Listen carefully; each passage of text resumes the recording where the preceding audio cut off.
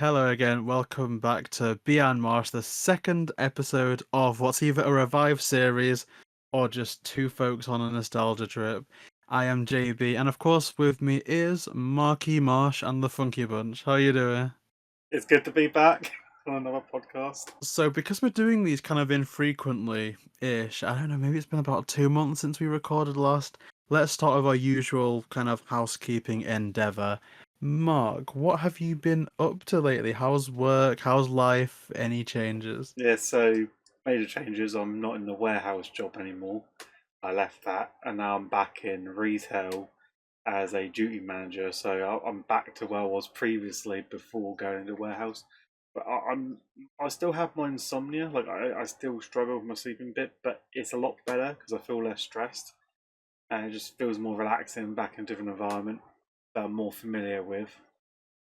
So my health is a bit better than it was previously, and my mindset as well. Like I wasn't as depressed as I was before, like throwing everything up. Um, so my head's a bit clearer. That's really good. A kind of nice change, to be honest. Because, like, yeah, I think last time we were both in kind of a bit of a weird position where we were almost at the opposite ends of the spectrum as far as work goes. I mean, are you enjoying work at the moment a little bit more? I'm enjoying it more than I previously was because it was the thing I was doing before warehouse. So it's back in retail, but I feel like I'm more emotionally stable. I mean, work is, I mean, I think I'm kind of in this, well, not the same place as I was last time because I was right on a high last time because I just finished a week of actually having fun at work, and now I've kind of got back to a bit of a slump, but also training for really cool and interesting things, which I'm actually really happy about. So fingers crossed that actually goes somewhere. But yeah, there's been some progression at work for me, which I'm not too unhappy with. I think my main thing was just getting the tenacity that I'd gathered up doing all this stuff and just putting that into practical use in the world of work, which is good. How about any strongman things? Are you doing any like kind of any new regimes at the moment? I've got a competition that I'm entered in at the end of the year. So I'm back into my training habits. So it's just getting back in the routine of doing training 2 to 3 times a week.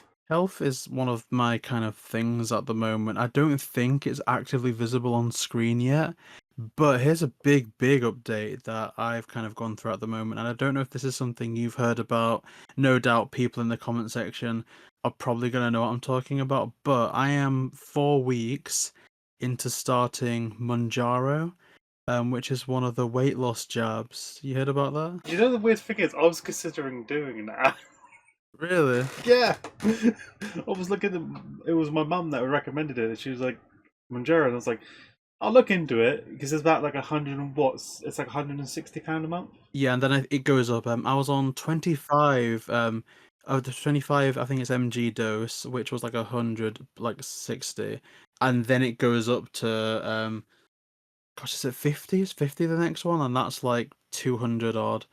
Maybe you can get the prices up online, but I'll tell you this, if you are on the fence about it, use this as a platform to ask me any questions because it's wild. Like, I'm someone with a needle phobia. So when it comes to me getting vaccinated or doing like my flu jabs, the doctors just cringe whenever I enter the building because I'm like a scared cat. I'm clinging onto the ceilings. They're trying to beg me to come down. I just can't do it.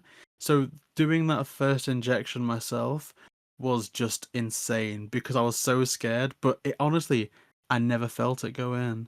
And now I'm 4 injections down and I never felt any pain like at all. It's been crazy. I've got so many questions. The one bit is like how do you feel when you take it? Like, because apparently people say it's supposed to prevent, like, it makes you feel more full, so you're not focused on eating anymore.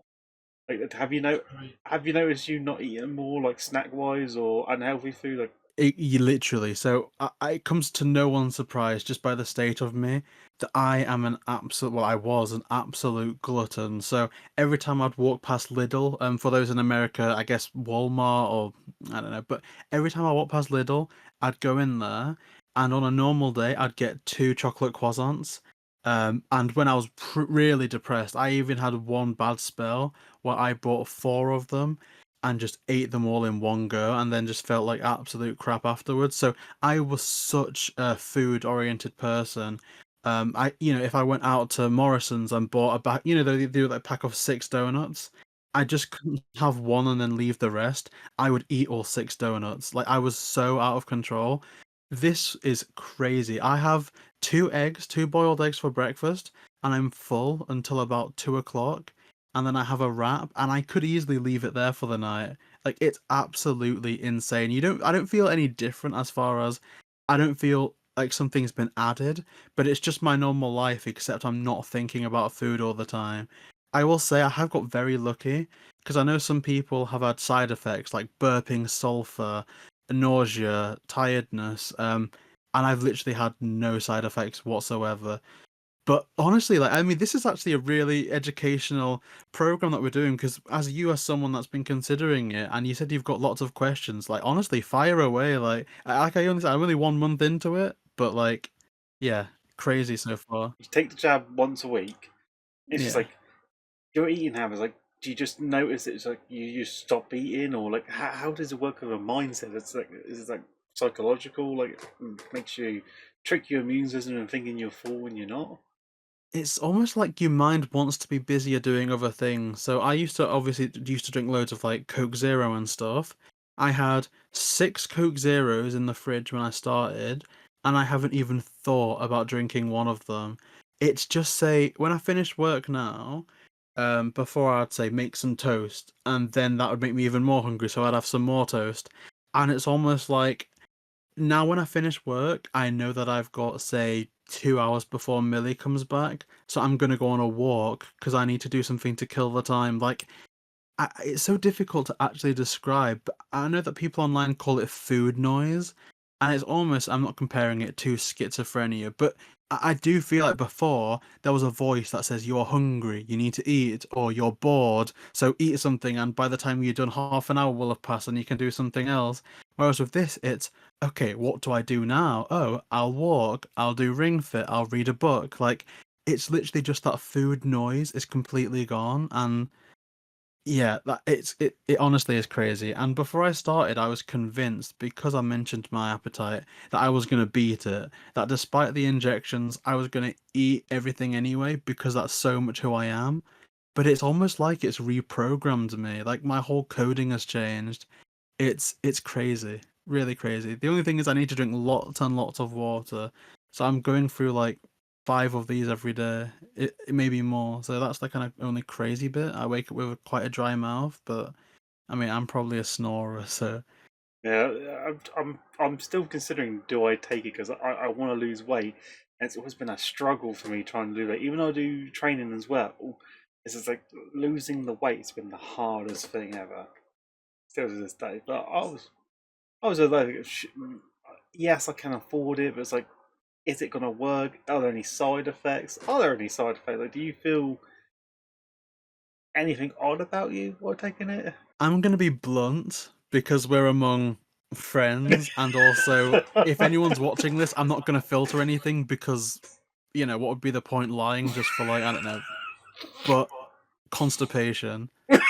Like really bad constipation Oh. to the point where it's nearly made me late for work on multiple occasions because I've just been like on the bog on the toilet for like 20 minutes and nothing's happened, but I know I need to go.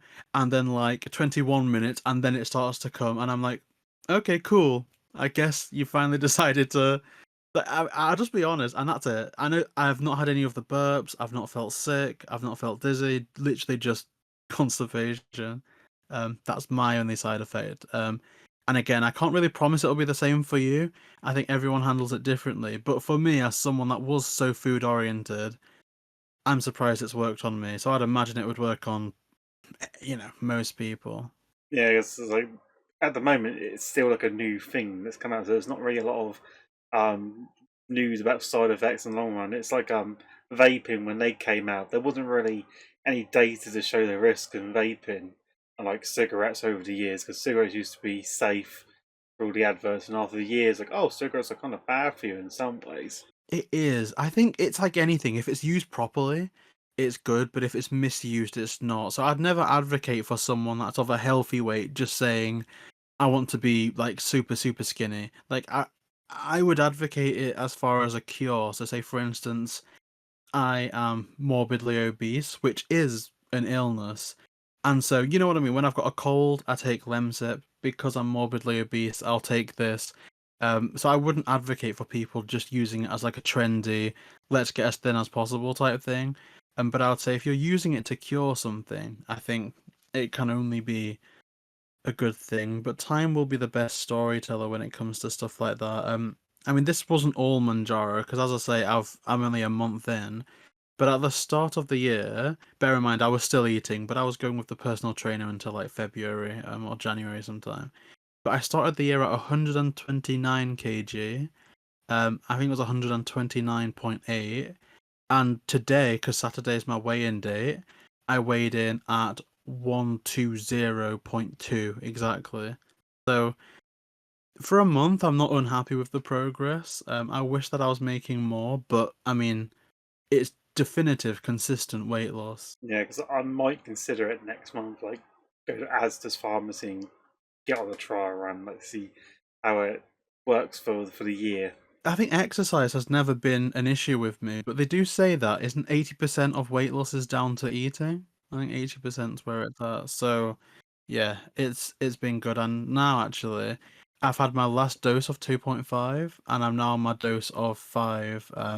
So hopefully next time we do this, if people like this episode enough, I guess, I'll have some more updates. I mean, to be fair, on a selfish level, I'm tempted to keep the series up because if I keep making that progress, the before and after pictures from the first thumbnail to the second, like to the last thumbnail, is going to be mad. If I ever do get to my goal weight while doing this show, They're gonna be like, who is this slim gentleman on the podcast? I'm just going to be topless in the last thumbnail. I actually am. I'm just gonna Photoshop Chris Pratt's body on mine. Another thing I guess about Manjaro is there's a lot of criticism about it being the easy way out or cheating weight loss. And again, I don't mind that. What's your kind of opinion on that kind of See, opinion? people say cheating, but then you got people that would go get liposuction. And Mm, I'm thinking, you're hypocrites. You're fucking hypocrites. Oh no, I don't want a drug to lose weight, but you gladly pay 500,000 into getting all this fat sucked out of you. I'm sorry, but you're yeah. a hypocrite. And my thing is because I said I obviously morbid obesity is classed as a disease, so is obesity. I'm kind of thinking, right, like if I had a cold or a headache, if I had a headache and I took paracetamol, would I have a load of people criticizing me like, "Oh, you're cheating your headache. Just get rid of it naturally." It's like, no, paracetamol's here. So, I get frequent headaches, like migraines, like a lot now that I'm older, and it's weird. Like people say, oh, it's because you're on the screen all day. Not really. I haven't been on my computer all day.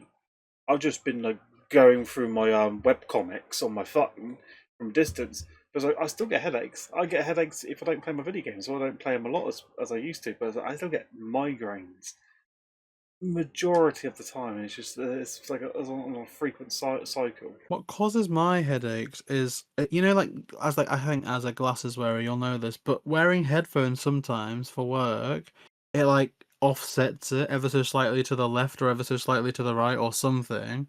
And so just that like staring at the screen whilst it's offset, that sets me off. Hopefully I won't need to wear headphones for much longer. Now, any other questions about the Manjaro? Because honestly, I would recommend it.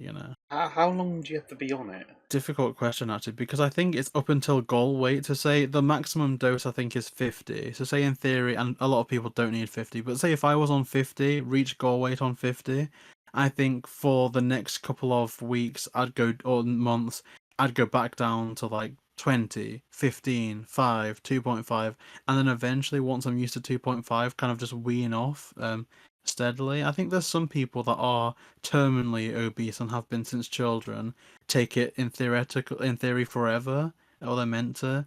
But I think for say your average person just trying to lose weight, once they hit goal, they wean off of it, and hopefully don't put it back on afterwards. I kind of want to be on it forever though, because I just don't have.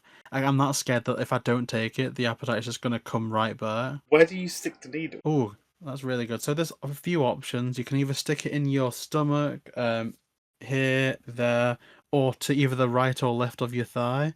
And the thighs are said to be what causes the least side effects. So I've been doing it on my left thigh every week.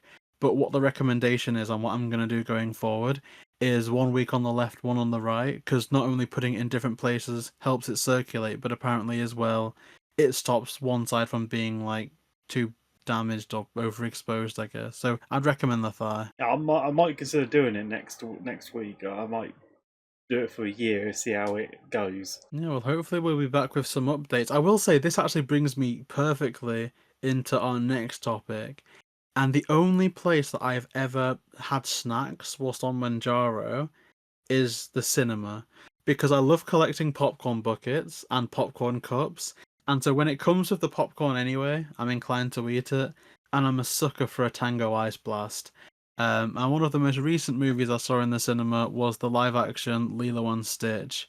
What did you think of that? Have you seen that? So I grew up watching Lilo and Stitch, like uh, when it was actually on TV. None of this Disney Plus like on the TV crap. I watched it dead on TV when it was on a Disney Channel. I don't know if the Disney Channel is still around now. It's mostly all just on what do they call it online? Like Disney streaming, Plus? streaming. Yeah. It was streaming, but I feel like it stayed true to the original to some degree because I know they had budget cuts because originally I heard that it was meant to be a Disney Plus exclusive, but then they changed Yeah. it to a cinema. So the budget they couldn't have the actual villain from the original in this movie. So instead they made the scientist doctor guy who made Yeah, Jumba, yeah. who made Stitch the villain, which I thought was kind of messed up because he wasn't really the bad guy in the original. Okay, yeah, he made Stitch and he was like, a mad scientist, but he was still a good character.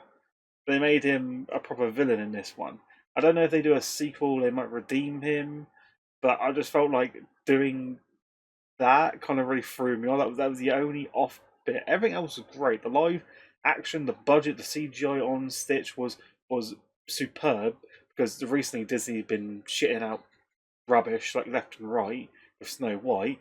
So I'm just thinking, okay, if they ruin this, then they have really hit the barrel. Like they just sunk the Titanic twice. And I just thought, it was really good. The Hmm. casting was all right because it was meant to be a Disney Plus, so I wasn't really expecting high cinema casting.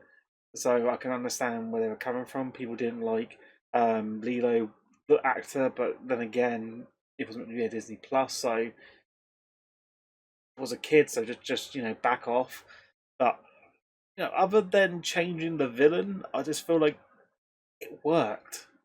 It was I, exactly like I was watching the Disney show itself back as a kid. yeah, I'm in two minds about it because I hated so much of it, but I also loved so much as well. Like, I think what I love, I completely agree. How they did Stitch was fantastic. I don't think they could have adapted that to live action any better. And even despite the budget, I think they still made Stitch look great. It's just, One thing for me, like if they ruined yeah, Stitch, it wouldn't be as successful as it was. I feel like everyone was just eyeing up what was Stitch going to be like. We didn't care yeah. about anything else. We just want to see if your budget was going to be used correctly. It's just I think they got rid of so much important stuff that informed of their characters. So say for instance, in the original, one of the most like striking scenes for me is okay, there's a scene where Lilo goes up to Myrtle and says, are you guys playing dolls? What's going on? And they're like, oh no, you don't have a doll. And so she shows them Scrump and they just rip the shit out of Scrump basically. They think that it's a creepy Chucky thing and as a response, Lilo throws Scrump on the floor, walks away, and then comes back, hugs Scrump, and then goes off. And to me, that was so indicative of Lilo. Like, she wants to be cool, she resents being different, but at the same time, she loves that different part about herself as well. And also, I think Lilo and Stitch were literally equals in the original. You saw Lilo biting Nanny, you'll see Stitch bite people later. Um, And other things like the ugly duckling scene in the original Lilo and Stitch was so telling of Stitch. He just wanted a family, he wanted to be accepted. And those pivotal scenes just weren't in there. And I know that there's budget reasons because it was meant to be a Disney movie, a Disney Plus movie. But then I'm kind of thinking that was an unforced error, right? Like it didn't have to be because Stitch. I mean, all you need to do in the UK is go to Primark, and it's full of Stitch stuff.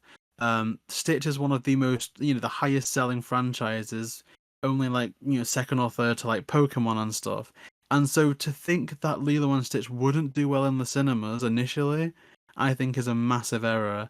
And it is a shame that you didn't see the How to Train Your Dragon live action, and I'm not gonna like spoil anything or directly compare it, but when stuff was happening in How to Train Your Dragon, I'm like, fantastic. This is what happens when you make sure you've got the right budget to do everything you need to do. With the How to Train Your Dragon, I played the video game as a kid growing up. So Oh, really? yeah. So when it came out on the Wii, I played.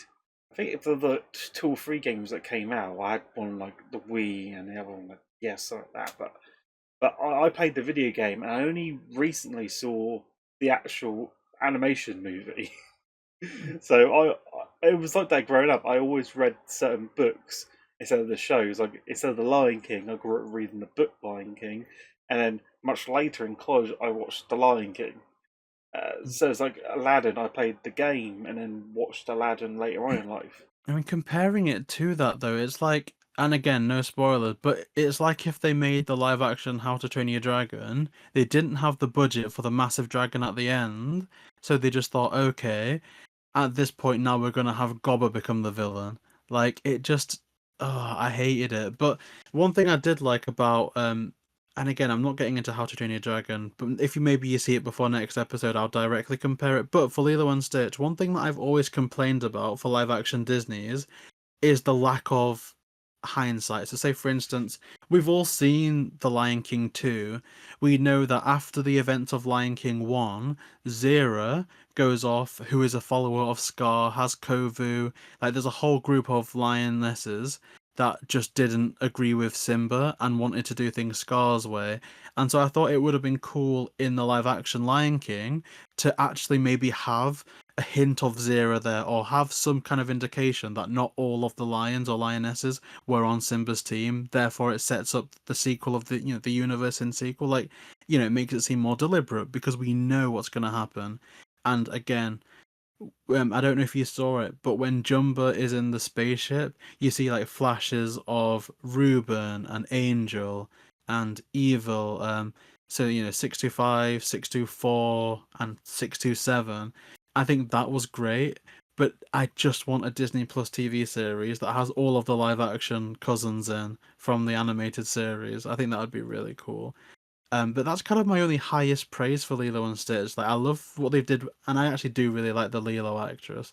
But I love Lilo, I love Stitch, and I just want them to expand upon it now. Like give us a great sequel that does redeem Jumba, or show us the live action of her experiment. I don't know, and the ending of that, I just can't believe that like Nanny ended up leaving. I just think that never would have happened in the original. Um, I don't know. I just think there were some baffling changes made.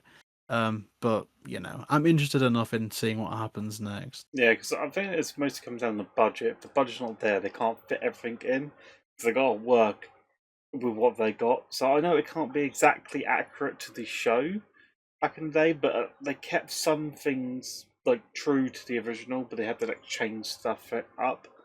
I didn't like how they did the villain in this one. I feel like they got to redeem him in a sequel if they do a sequel. Yeah, I don't know if they did have to do that though. Like they could. They had the money to make it a live action theatrical. They're Disney, they're not like like a third party independent company. Like they're billionaire Disney. Like if they wanted to, they could have given us Captain Gantu, they could have given us all those scenes. I mean, the only thing I can imagine them changing is the kind of worship of Elvis. They do have it to an extent in there, but obviously Elvis being having some of the controversies that he did have. I can imagine, when Lilo's like, no, Elvis was a model citizen. Like, I can imagine them needing to rejig stuff like that. But yeah, I think they could have done it. It's Disney, they have loads and loads of money, but I just feel like with Disney, they know that they're flopping in certain films. Like with Snow White and that, everyone hated that, and it's just like they knew they fucked up. And it's like when they try and preach something new, like Lilo and Stitch, everyone's like, "Well, you fucked up Snow White, so we don't trust with what you can be capable of." yeah, I've got a hot take, and you're gonna hate this, but and I'll preface this by saying the live action Lilo and Stitch is top two, maybe top one animated Disney movie for me of all time. The original Snow White, I think I've only seen once. I don't have any connection to the story. It's not my thing, okay? But just side by side, yeah, pound for pound, I think the live action Snow White was a much better translation of the original Snow White than the live action Lilo and Stitch was of the animated Lilo and Stitch. I really do. Like, there's some bad choices made in Snow White, but the live action Lilo and Stitch's ending absolutely shat on the whole message of Ohana in the original. Like, I think, and again, I don't have any connection to Snow White, but if we're talking about translations, I have to give it to Snow White. I'd rather watch the live action Lilo and Stitch because I like Lilo and Stitch better, but I just think there's so much about the live action that made me want to die. Those drugs that you're taking have corrupted your mind, mate. You It's like think me. so? Like, It's like me saying Return to Zombie Island is the true sequel to Zombie Island. It's better than Witch's Ghost combined, or it's like me saying Velma series. Oh, season one wasn't that great, but season two had Scrappy, so it's really great. I mean, I'm yet to watch season 2 of Velma. I may never. I may never. But I mean, good adaptations doesn't necessarily mean good in terms of like the accuracies. For instance, live action Jungle Book is really nothing like the original Jungle Book, and yet that's probably my favorite live action Disney ever because I think it almost improves on that. But So live action Snow White, you preferred better than the live action Lilo and Stitch. no, no, no, no, no, no, no, no. I think live action Snow White is better at replicating animated Snow White than live action Lilo Replicated. and Stitch. Better than live action Lilo and Stitch is at replicating animated Lilo and Stitch. Are we sure we saw the same movie? 100% it is. Just watch them both side by side So if I get the Snow White original movie and watch the live action, at it's the same exactly time. the same. You'll get more of the vibes than that then. Are we sure? This whole movie about family resulting in Nani just going, I'm gonna go to university, neighbors. You have Lilo. Like that was so the it was almost like the opposite of the original. Like she was trying desperately to keep custody of Lilo. It was a sibling story about mended parents and fixed families, just for her to go, right, Lilo, go away, go to the neighbors. I'm gonna go to university. Like I, I don't get it. Like, Snow White in the original had 7 dwarfs, not magical creatures.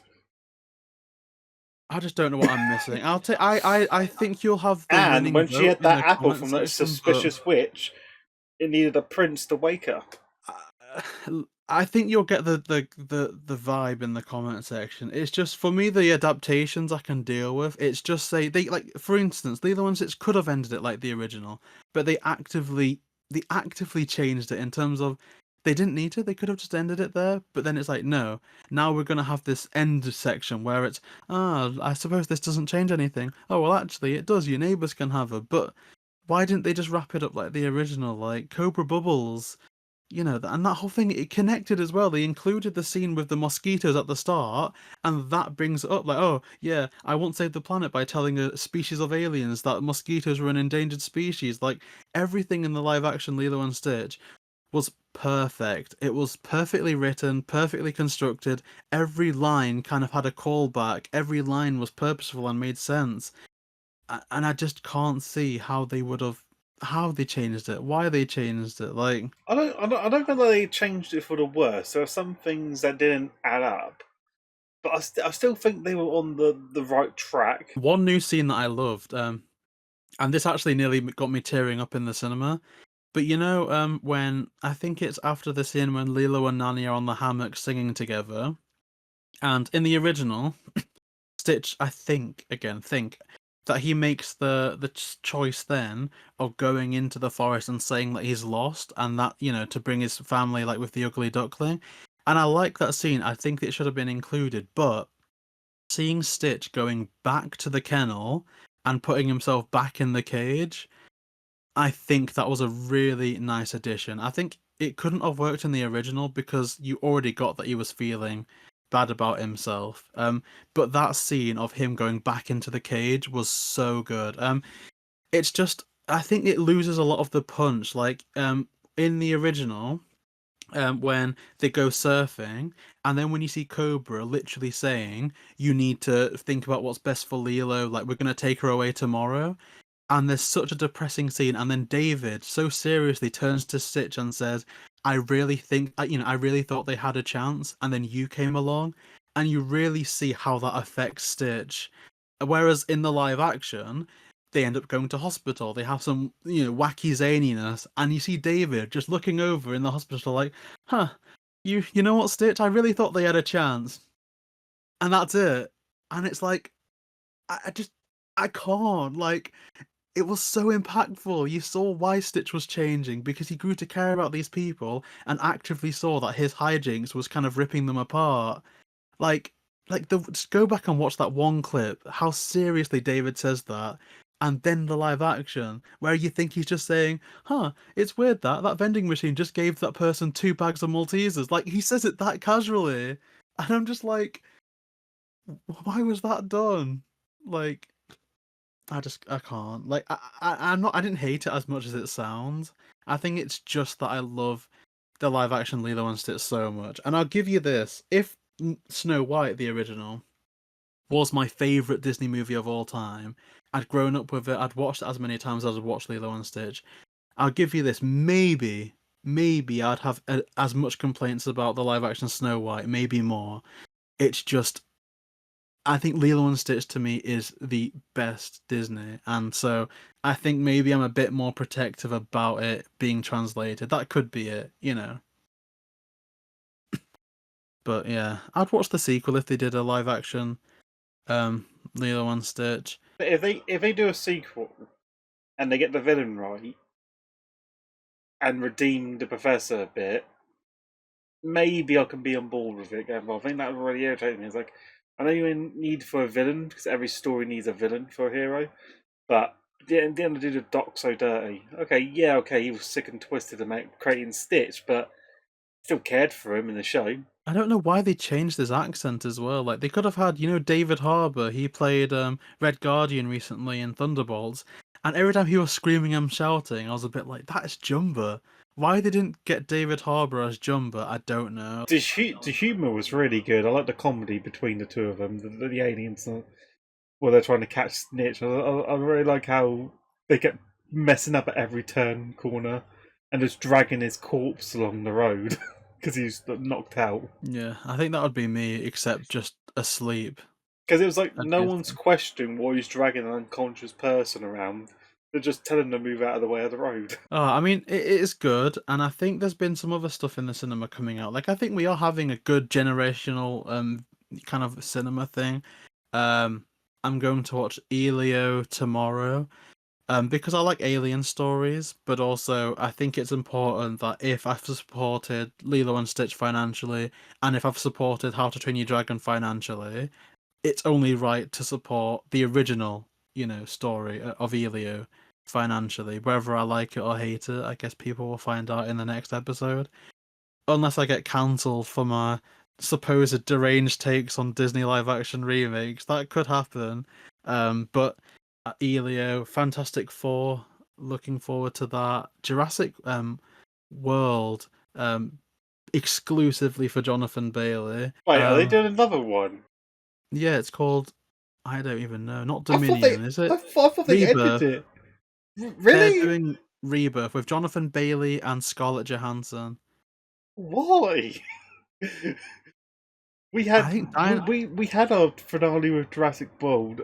I thought that was the end of it. What's Rebirth gonna do? Dino Boys just seem to make money, and I'm not complaining personally. If I can see more of Jonathan Bailey and see more of the Mosasaur, was it Is Mosasaurus? Chris Pratt You gonna be know, there?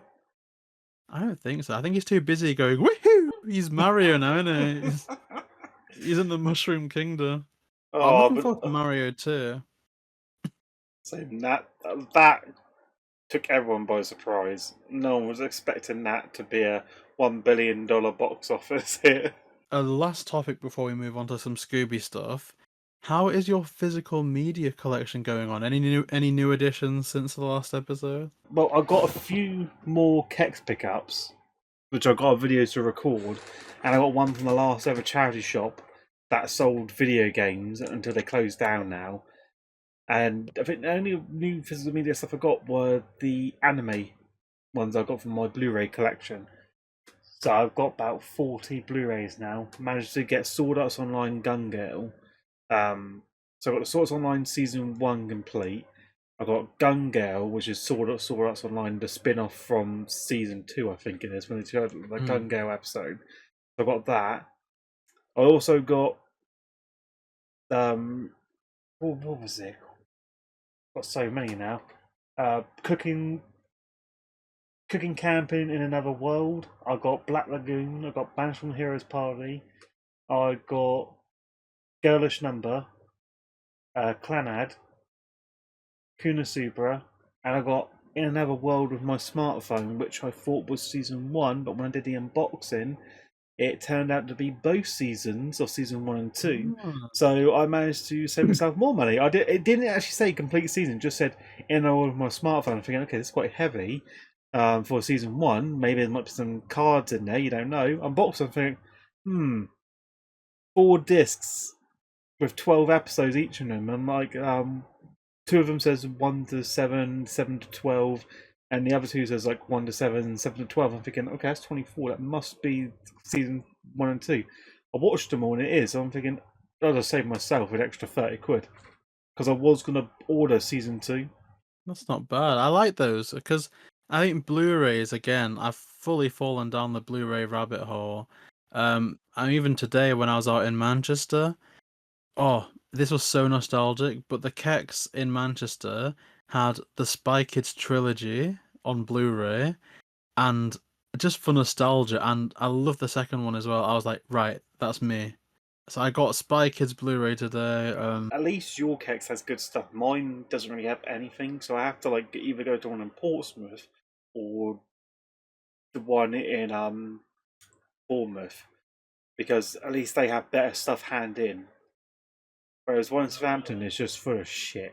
Yeah, that's same in Preston, but the Manchester actually here's what I say. Manchester Kex's Blu-ray section is good, but the layout is absolutely miserable. It's one like aisle, meaning that people can come in from the top, people can come in from the bottom, and so it's literally when at least when I went today, it was just a non-stop queue, and it was so claustrophobic. Whereas the Kex in Preston, it's still like kind of like one like double wall, but there's space. It was miserable. But I found that also the Sam Raimi trilogy on Blu-ray. I didn't get that one because it was in like a big chunky case, and there's a free disc one that's like the size of one, which I'm trying to do that now. Whereas there's like a 3-pack, I'm trying to get the thinnest box as possible just for shelf space. I found Coraline on Blu-ray, which looks absolutely gorgeous. Like, especially that start, I don't know if you've seen Coraline, but where the other mother or the Beldam's making the puppet, that looks so good on Blu-ray. Um, I'm trying to think what other Blu-rays I've picked up because there's been some good ones. Fans of Doctor Who, I was a big apologizer of this spin-off, but Class season one, I guess Class the only season on Blu-ray. Really happy to get that.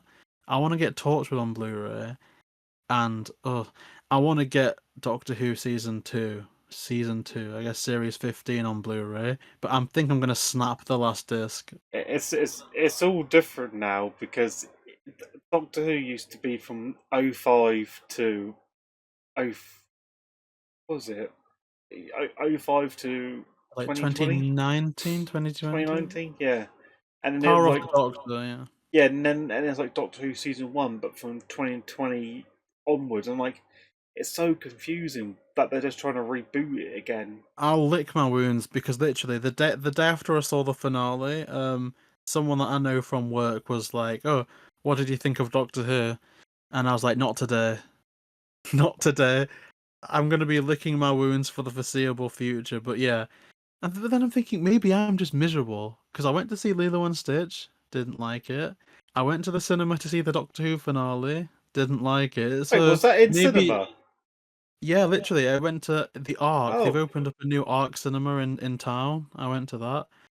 But yeah, maybe it's a me problem. If I hate Alio tomorrow, then maybe I'm just getting too old for media. But yeah, I love the Blu-ray collection. That's going well. I got the Cornetto trilogy on Blu-ray. That was awesome. Last Night in Soho, one of Edgar Wright's more recent films, which I know some people don't like, but I actually really like it. So Last Night in Soho I got on Blu-ray. And Suits, Millie really likes Suits. I suspect for Harvey Specter. yeah. Um, but like I got Suits on Blu-ray. Um, Because Harvey Specter. it's on Netflix. And it's on BBC iPlayer as well, but I just can't deal with the compression. I know someone left a comment that I started out doing Scooby Doo, but now I've moved on to other things. Like I still do Scooby Doo. It's just that there's nothing new I can get. Like you have no idea how hard it is for us who live in the UK that we have to import everything, and now with tariffs on top, it is expensive just to buy something for our collection. Like I can't collect any Scooby Doo from abroad unless I travel there. So when I go to America at one point, I'll then have to do my Scooby Doo shopping there and then bring it over. That's the only way I can add to my media is if I buy it over there and then bring it back with me. If I try and Which ship it means, over, it costs too much. in other words, if you want Mark Marsh to unbox more Scooby-Doo physical media, vote Democrat. And that's half of our American audience just gone. But in other words, if you want Mark Marsh content, Because I added up there, it's like it costs a lot. Because I still want to get Scooby Doo Mystery Incorporated, the complete season two, but it costs about 150 just to get it over. Then I've got to pay tariffs, then I've got to pay custom charges. It costs like over 200 quid just to get it to my doorstep, and I don't want to waste 200 quid on a season two. then again, Mystery Incorporated is worth it. Like, I don't think I mean, people do glaze that show, but I don't think it gets even enough credit really about how good it actually is. It is really good. I have to say, like normally, Where Are You was my core favorite, but I've switched over. Mystery Incorporated is at my number one spot on the Scooby-Doo series. If I had to rate them all, it's up the top. It's such underrated. Everyone skips over it. I feel like if they had a third season, I'd feel like back then if they did a first season, it would do justice. If they did a third season now, I wouldn't really have the heart to say it would do justice because I don't feel like they would stay true to a to the sequel or to the origins of Mystery Incorporated. If they got the original team back, they would. And people want it. Like Mitch Watson, the showrunner, wants to do a third season.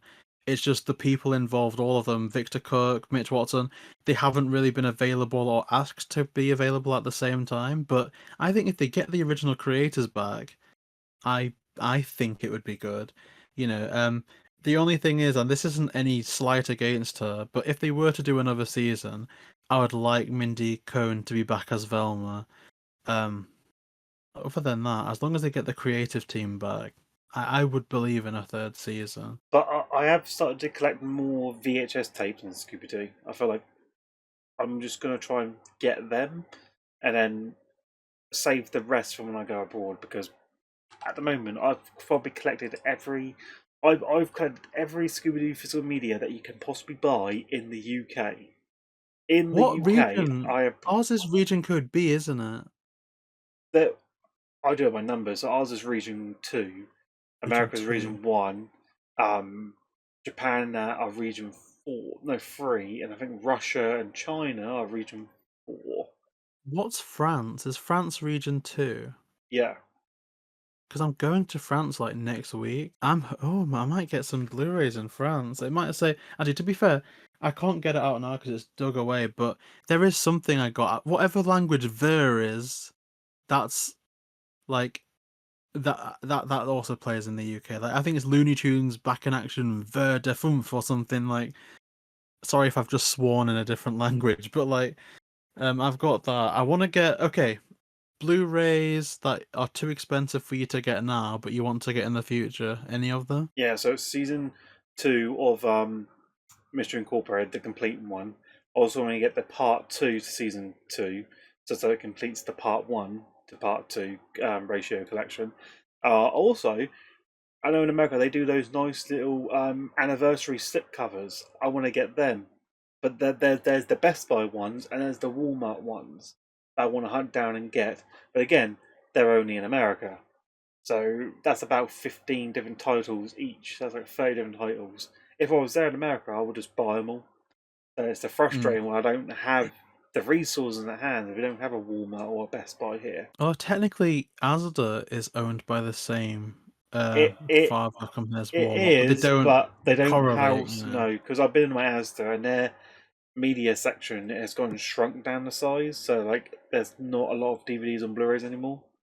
And that's depressing. Tesco's used to do a lot of Blu-rays and DVDs, but now they got rid of it all. They don't do video games. They do the um, plushies, the pops. They do all that. They don't do any video games, or they don't do any Blu-rays or medias, home releases, which is kind of sad. I know HMV. I go in there all the time. I try to, but again, every Scooby-Doo bit I brought from HMV, I brought from the past, so there's nothing new that I can add to my collection. Ooh, okay, Mark. So you interviewed me about Manjaro. I'm sorry if I'm going off on a tangent, but I'm gonna interview you now if that's okay. The Switch 2, how is it? Is it awesome? Like, The Switch I need 2 to know. Yeah. is right here, my friend. Oh, I can't. Like, is Oh, it that is so cool. I really want to get one. I'm going to, but like, how much have you played it? Like, is it really good? I've been playing some of my old games on here, so I haven't really played Mario Kart a lot. But so far, I feel like the performance-wise is good. Like I've noticed a good difference in the Xenoblade Chronicles because it's a big open game. I also noticed some differences in the Zelda games because of the upscale. But I found out that the Zelda games that you buy, so I pay like 60 to 70 quid for my Zelda Breath of the Wild and Tears of the Kingdom. Turns out that I can put them in my normal Switch and they play. Ooh. Because what they are the Switch games, regular. All they have in there is like a little code thing that tells the system to download the upgrade pack. That's all. And they charge 60 or 70 quid for that shit. And they're sneaky scammers because the Breath of the Wild game on its own is only about 30 to 40 quid. So you might as well just buy that and pay 6 quid to get the upgrade pack on your account. That's all you gotta do. So if you want my advice, those upgrade versions, if they're already on Switch and they're upgrading on the Switch 2, just buy the Switch version, put it into your console, and just pay the 4 to 6 quid to get the upgrade enhanced bit.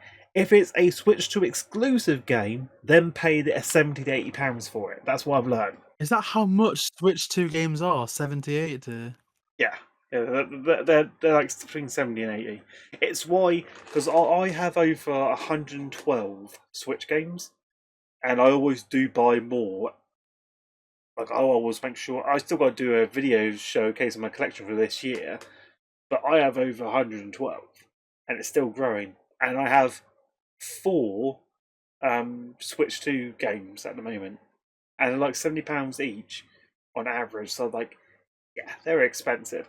The system itself is nice and big, a nice big screen. It plays well. Like I'm playing Starlight Legacy, Xenoblade, Digimon World. Next Order runs much smoother on the Switch 2 than it does on the regular Switch, and that's not the upgrade. These are just the normal performance of the games running. Smash Bros Ultimate plays the online's still shit because Nintendo's not known for online, Yeah. but you can I still play it much more smoothly. and like the layout is exactly the same. The camera shit. The camera quality is butters because if you have a Logitech webcam that's type like C, that would work on your Switch 2 as a camera. So just go Logitech, and it's a much better camera than the actual Switch 2 camera because that thing's pathetic. There's even third-party ones now by other companies like Hori, the people who do the controllers. They do their own Yeah, like Pro camera for. Control, yeah. Yeah, they do a Hori camera for Switch 2, and that's a much better quality than the actual one you paid 40, 50 quid for. I think mine was 49.99, and the Hori one's only 39.99, so £10 less for better quality. Yeah, okay, it's not the official Switch 2 one, but it's better Yeah, but quality. yeah, it's a no-brainer. No-brainer. Well, I am sold, I must say. I have less questions for you about that just because I am sold already, but I love hearing that. Generally speaking, I tend to go for my own personal system sellers. So say whenever there's an exclusive Pokemon game, that's when I'll upgrade console. So I know that like ZA or Z2A that's coming out, but that has a Switch 2 version, but is also going to be on Switch 1. So I probably won't upgrade until like the next generations on Pokemon. Like, Well, speaking of Pokemon, there's the new one that's supposed to be out on Switch and Switch 2. But yeah. apparently, the Switch 2 one is the Switch 2 exclusive. It's not an enhanced version. That's what I heard. So I'm going to have to end up paying for both versions of the game because I want them for my collection. So I'm going to have to buy the regular Switch copy for about 50 quid. And I'm going to buy the Switch 2 um, enhanced one, which is supposed to be exclusive one for the console to run better, for like 70 80 quid. It's wishful thinking. Nintendo would never do this. But I almost wish that in order to convince people to switch over, they just did like the double box where there's the Switch 1 and Switch 2 version. A bit like, with Blu-rays, sometimes the earlier ones will come with the DVD as well, just to help people make that switch over. Now, they'll never do it, but I think that would be a cool idea. I'm still waiting to get a Pro controller because they're all sold out. So I'm still searching around for a Pro controller because I hate using the nunchuk. So what I've done is I'm still using my this controller is what I use for my Switch, but I got an adapter into my Switch 2 so it can pick up because the Switch 2 can't pick up the normal Switch um, Pro controllers or third-party Pro controllers. You have to buy a adapter off Amazon, 8-bit Duo stick, plug that in the back of your console, and then you can pair your Pro controllers with your Switch 2, which I kind of thought that was a bit scammy on Nintendo part because they should have made it compatible with the previous controllers. Because I like using the back buttons on this controller, and the Pro 2 controller for the Switch 2 has those back buttons, but they're all sold out. So I had to use this for certain RPG games until I can get a Pro controller. I'm still waiting now; they're still sold out.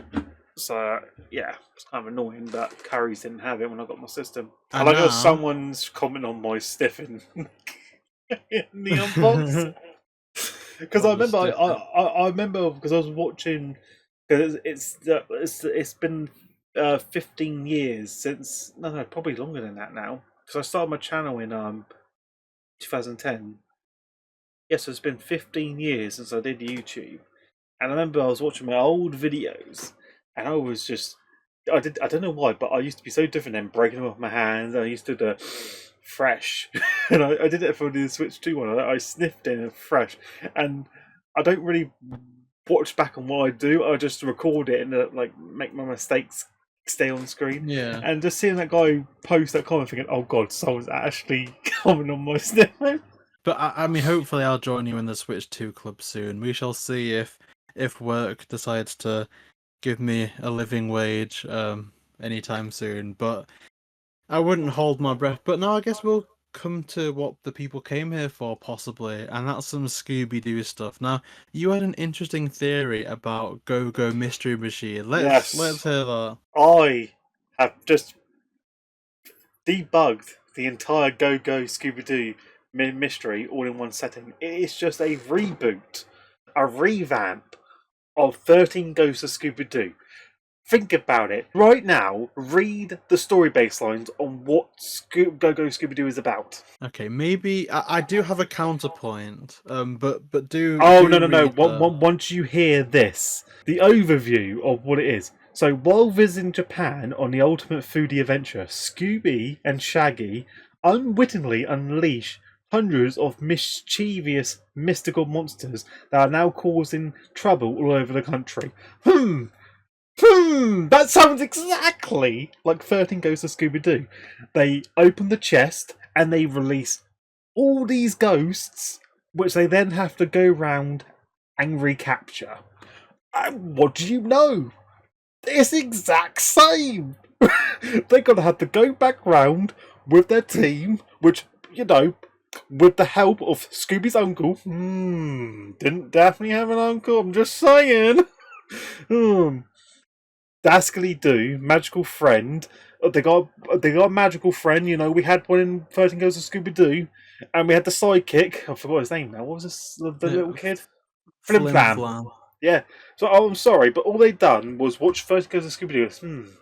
Let's modify it and make it into an anime, and hope no one picks up on it. Well, I've just picked up on it. It's just a revamp. Here's my counterpoint, and again, maybe you can blame this on the drugs. I agree with you wholeheartedly, but I will ask you, is that necessarily a bad thing? And what I mean by that is, if I describe to you the plot synopsis of Scooby-Doo, Where Are You? It's Scooby and the gang travel to a location where they witness a ghost or monster, they unmask him at the end, and it ends up just to be a crook or criminal. That's every episode of Where Are You?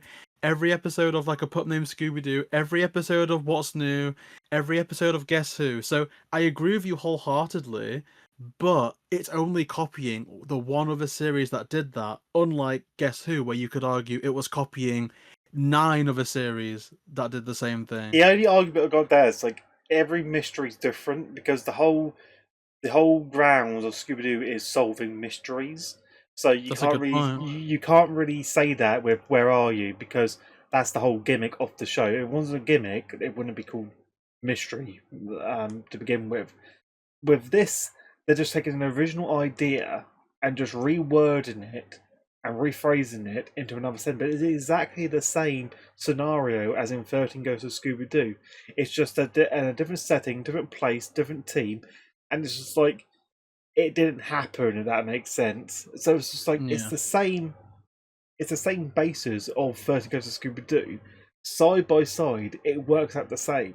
Because, Yeah. instead of Scrappy Doo, they got Dastardly Doo.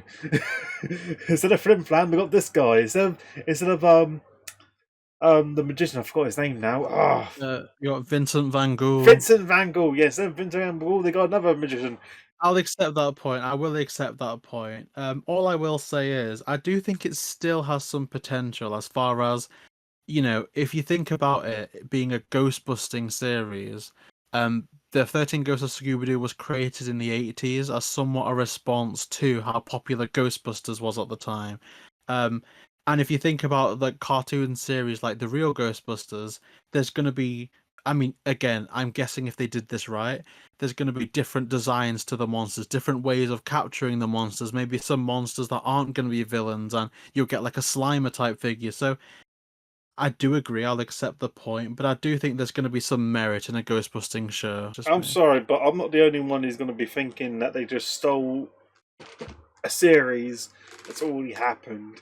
It's like, at least do something new. It's like the Loch Ness Monster movie. Everyone says, "Oh, how do you hate that movie?" Yeah, how What do you can hate you Loch hate Ness? it? Well, like you said, Joel, they just did it in these series multiple times. We don't need a movie on Loch Ness Monster. It's true, it's true. I mean, Scooby is very formulaic, even at its heart. There's everyone still, Daphne. everyone still hates how I put that as like number 9 and 10 on my list. I'm thinking, come on, you know it was shit. You just don't have the heart to tell me. Is Daphne still in? Is Daphne in Go Go Mystery Machine? I No, wonder if it's she a whole. is. It's a whole. Apparently, it's unannounced if Fred, Velma, and Daphne will make an appearance. So it's Scooby and Shaggy with another Scooby cousin because they don't want to bring back Scrappy Uh, Doo. But in the sequel to Finding Goes to Scooby Doo, they didn't bring back Scrappy. They just mentioned him briefly and just never brought it back up again. So they got a new cousin. No, Why that's not? crap. If they're gonna, Why not bring yeah, Scooby-Doo? Because we only had 13 Ghosts. Scooby-Doo for like 3 Daphne. episodes. Realistically, we never had him for a movie. Never had him for a series. Never had him recast later on. Like I love Scooby-Doo. He was just dun dun dun dun. Just- Dun, dun, dun. He was so good, and he had like the Funko Pop. I think I've got the Funko Pop behind there. It's hidden, but I love Scooby Doo. But you know what? I think the jury is still out on Go Go Mystery Machine. And actually, I did see some theories. And I'm barely in the Scooby space at all these days. But there's been no news on Go Go Mystery Machine. So I'm hearing some people say it may have been shelved. But that's just rumors, unsubstantiated. I don't have anything to back that up. They probably watched this podcast like shit. They found out they were just copying 13 Goes to Scooby-Doo. Let's shelve the idea. But we do actually have some Scooby news. Actually, I've got For the some good first time. news. Ah, okay. Some good news for all you Scooby-Doo fans. Velma is not getting a third season. Yes. Although, give you another hot take. If I got an email from David Zaslav tomorrow saying we're going to do a third season of Velma, you're going to be the showrunner and you're going to write it, I would make a really good season 3. I actually could do it. I have enough confidence in myself that I could turn that into an S tier season. Like, I actually could. You can't I save believe in something it. that's already dead. I think I could save it. You're I not think I could do Frankenstein. it. You can't bring him back to life. It's a lie. It's already dead. But the chances of You, Zaslav you'll emailing become me. the most hated man on YouTube in the Scooby community. How could you I mean, betray us, Joel? You were the chosen one. After this episode, you were meant to destroy the Sith, not join it. after this episode, I'll probably be the most hated person in the Disney fandom. Maybe deservedly so. But we have some Scooby-Doo news. I Hashtag don't know if you cancel saw. Joel. I don't know if you saw about this. But there's a Hex Girls book coming out quite soon. Maybe even it'll be out by the time this is released. But it's called A Rogue Thorn by Lily Mead. It comes out on July the 1st. And I like the sound of it. It's meant to be YA, which I know people are gonna find cringy. But the Daphne and Velma books, not the awful movie, the Daphne and Velma books were YA, and they managed to toe the line and give us some mature themes. So I do have a lot of high hopes for this book, A Rogue Thorn. And the writer, and you can see on Instagram, maybe we'll put a link. But she's been a really long time Scooby-Doo fan. Not to say that a Scooby-Doo fan, you need to be a Scooby-Doo fan for Write for Scooby, not at all, but I think it does help. So I actually do have a lot of hope for this book. I just don't know if it's simultaneous release in the UK. I should hope so. But yeah, I'm looking forward to that, and I think I'm going to review that over on Instagram. We've got a Q&A. Are you excited? Oh god, I forgot about the Q&As. So, what is your ranking of all 4 Shrek movies? Actually, I can do this, but people aren't going to like it. Okay. Shrek Forever After is number 1. Then it says to be Shrek 2. Then Shrek 1. And then Shrek 3. You know what? I'm not too far off. Swap Forever After with 2, and I agree. Because I think Forever After is the most slept on movie. It's so good. I like it! I really do. Like that thing where that song plays, like, what is it called? Autumn leaves look brown to me. When Shrek and Fiona are having that little flirtation, the emotion of Shrek fading away at the end, like, it's so good. It is so good. It's I think it's underrated because very everyone underrated. always hates it as like the worst. But I was like, I might get hate for it, but I feel like it's number 1. I just feel like out of all the other Shrek Snap, the story and plot was very well done, especially when he wanted to change certain aspects of his life because it has kids in that, so he wanted to go back to his old roots, being an ogre. And it was the head of the curve. It's technically a multiverse movie. Yeah. So it was ahead of the trend by a good couple, well, a good few years. And I think it just course corrects so much from Shrek the Third, where it was just about let's find this other person. It brought the thing back to Shrek and Fiona. It was their story again. Which I think was the winning formula. The only thing I wish is, and again, this is very fan servicey, I would have liked a cameo from some of the old villains that were maybe imprisoned because they would be getting in Rumpelstiltskin's way. So you could have like a cameo of, you know, Farquaad meeting Charming, meeting. I didn't even remember the villain of the third one. Oh, it was Charming again. Okay, guys, Charming and Fairy Godmother. Like, just having them like in a dungeon scene together, even just for a post-credit scene, I think would have been cool. But yeah, I love Shrek. Shrek. What's it called though? Shrek the Four? Shrek Forever After? Shrek the Final Chapter? Like, I don't know what it's called. Well, it's called Shrek Forever After, but they're apparently rebooting Shrek, so I don't know, like, if it's going to be Shrek 5 or it's going to be Shrek all over again. Yeah, that'd be the name. Shrek all over again. Or Start Shrek is love, off. Shrek is life. Oh god. I don't It's know who never started over. that, but oh god. I just imagine that in the cinema, you're just like, oh, Shrek. Like, oh gosh, that's yeah. Name Those no, those those drugs are definitely getting to me. if you ever have a son, call him Shrek. Shrek. I wonder if anyone's ever called their kid Shrek. I'm gonna go on Facebook and just Google Shrek or Facebook Shrek and see who comes up. Oh, the next question might be a bit divisive because I know this has been a big thing. But what are y'all's opinions on musicals? Okay, this is weird. Okay, the if it's musicals that have come out nowadays, that's like the Matilda one. Um, that was terrible because I grew up watching Matilda on VHS, so it's like turning that into a musical is rubbish. If it's already going to be a musical, like Grease or High School Musical, then I don't mind it because their their purpose is to be musicals. But if you Yeah. turn something that wasn't meant to be a musical into a musical, then I start to hate it because you don't need a musical basis for that.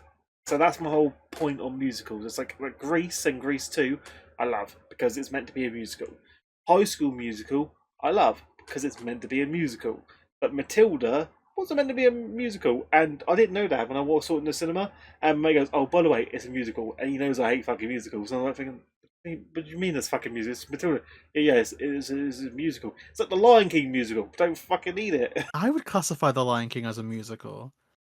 If it's going to be a pantomime, then it makes sense to be a musical. But if it's on cinema on the big screen, don't make it into a musical. I do agree with that because I actually love musicals, but I've yet to find something that's been retroactively put as a musical that I've really enjoyed. Like all the originals, like Little Shop of Horrors, Grease, Hairspray, Wicked. I love a good musical, but then when someone tries to do even like Mamma Mia, when it's a jukebox musical, I'm not too fond of, although I do like the songs. What else is a jukebox music? And oh, the Joker, when they did the second one, they made that a jukebox musical. I don't think that really worked. That ruined it. Everyone was looking forward to the Joker sequel, and it turned into like a musical.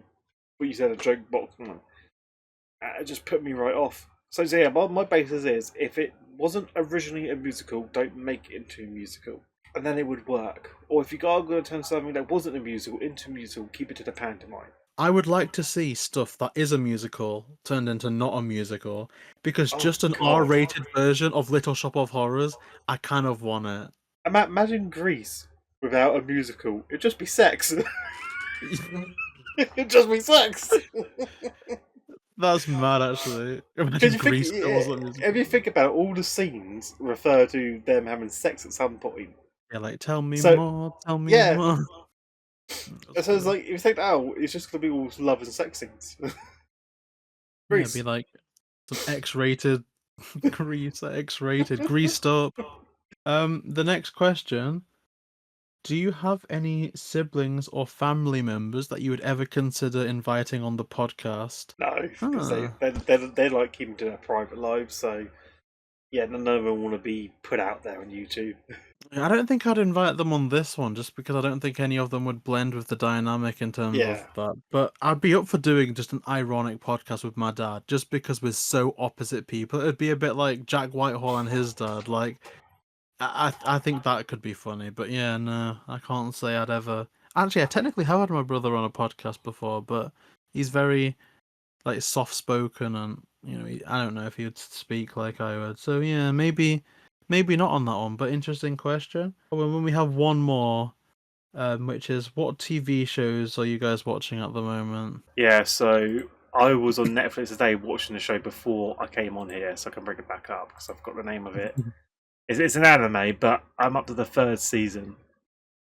From Me to You.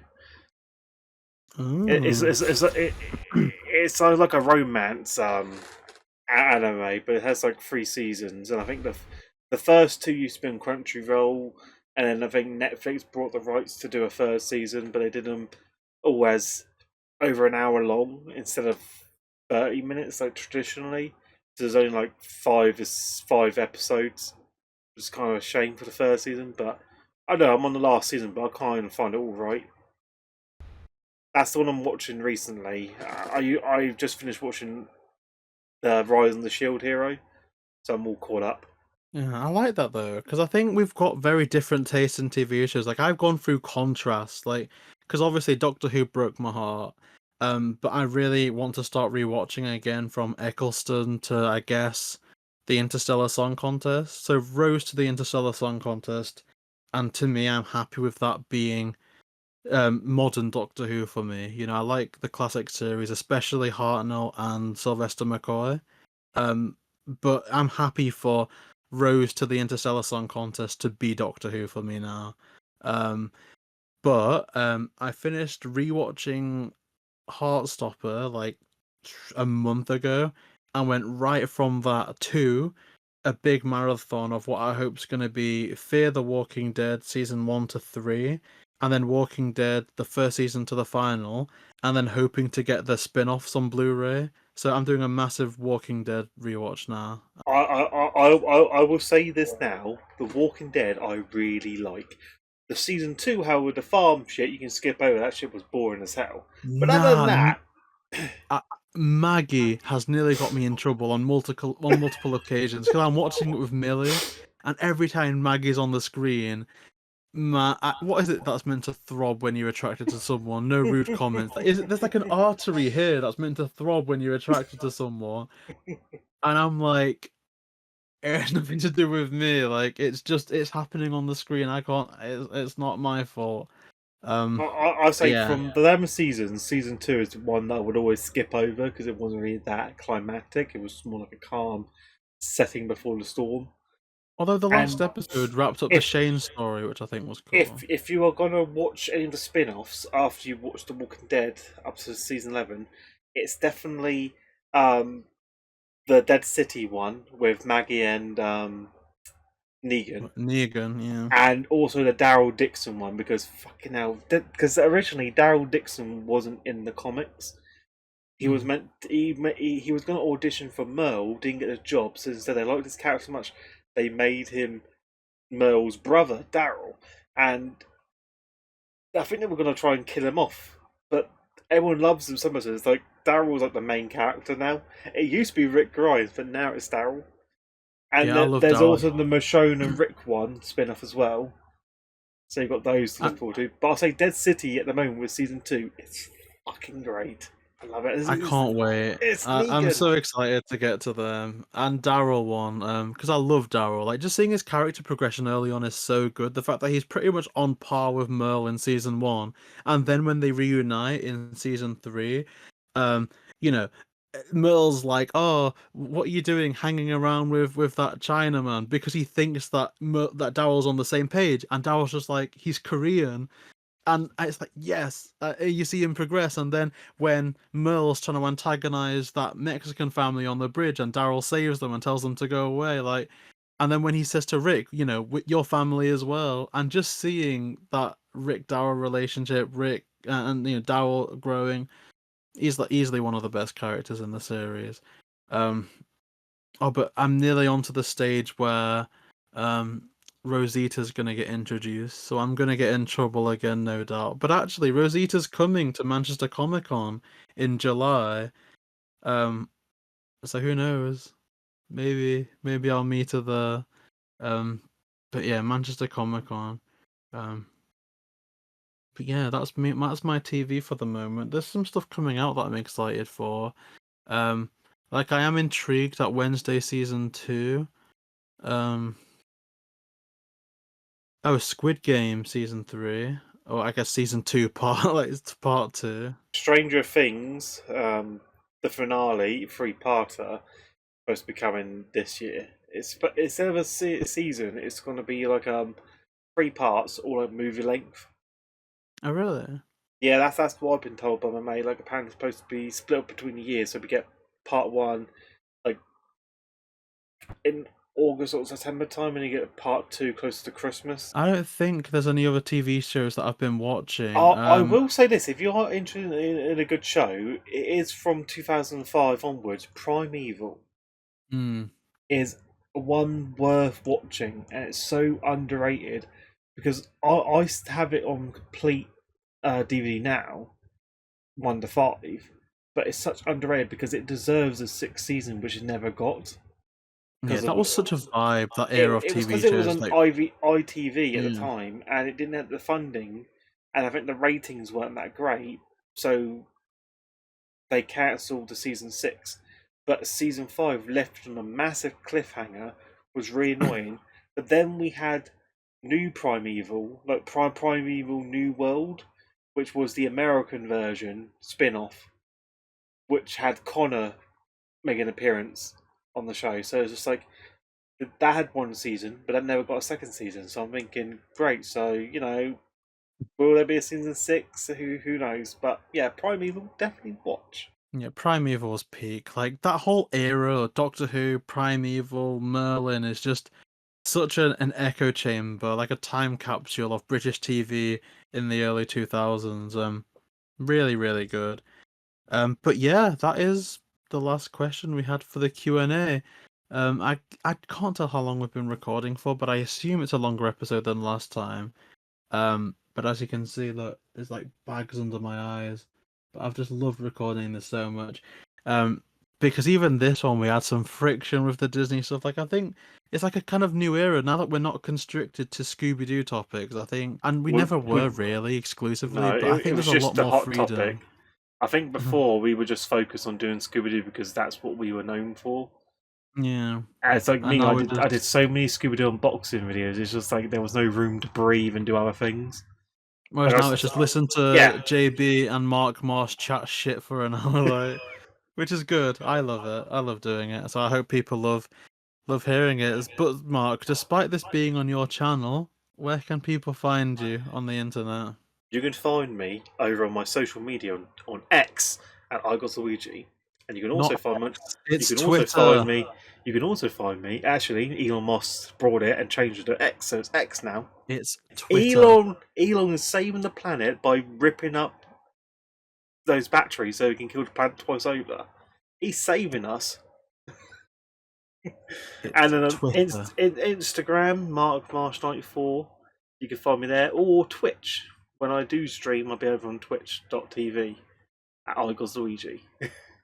And Joel, where can they find you? Nowhere. You can find me on Twitter.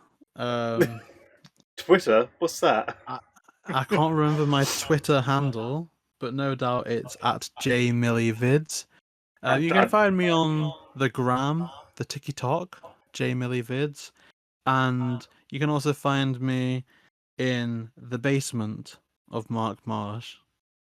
yeah, I think that's about it. don't worry. I've been keeping them just so I can milk out these fan Yeah. videos.